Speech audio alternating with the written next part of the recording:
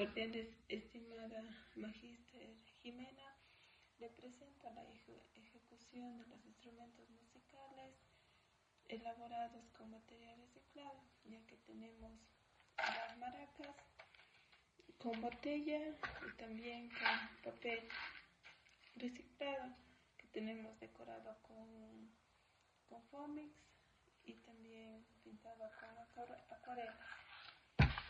También tenemos el tambor, está elaborado de lata y de papel de colores. Tenemos también el tambor en un cartón que está elaborado de Foamix de colores y papel de color. Y por último tenemos las claves que están pintadas y también son de palos de escoba.